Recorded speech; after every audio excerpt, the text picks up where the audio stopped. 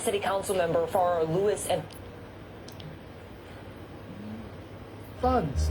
Federal prosecutors allege the group received kickbacks from This an is, organization in Brooklyn. This is Bragg's. They were my mother's home care provider. They made so much money. She had a copay of $160 a month. They didn't care. They paid the girls minimum wage, and they were wonderful. We've had, Norma, Nadine, Anyway, now this outsourcing is so corrupt. They would get $30 an hour for Medicaid. The girls would get 11. They would cheat them out of hours, etc. And that's it. Here's the story. Contracted by the city to operate migrant and homeless shelters. people who have now been indicted and arrested are all tied to a nonprofit called Bragg's Home Care located in Brooklyn.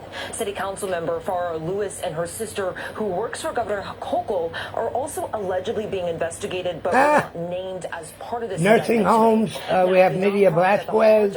They all have ties to these people. Has received millions of dollars in city contracts to operate homeless and migrant shelters since 2022.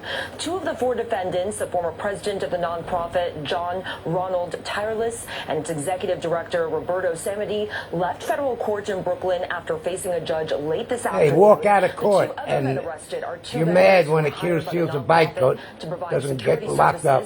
Former NYPD Sergeant Eduardo St. Fort and Miguel Jorge.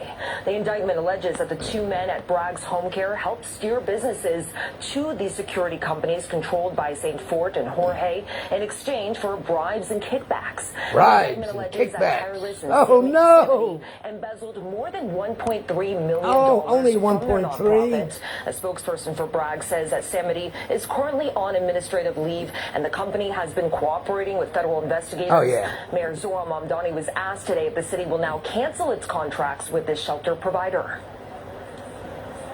We'll definitely be looking into these because any allegation, especially if it's being substantiated, of improper action and behavior is one that has to be followed up on. Yes, any allegation and finding of improper behavior and action by a public servant is immensely concerning, and we will be following up on that. Now, according to the New York Times, investigators are also looking into and seize the cell phones of Brooklyn City Councilwoman Farrar Lewis as part of their investigation. Lewis was not named in the indictment, and her office did not return a request for comment. Investigators are also allegedly looking into Lewis's sister, Debbie Lewis, who works for Governor Kathy Hochul. The governor's team says that Debbie was placed on leave last week after the governor learned of the federal corruption investigation.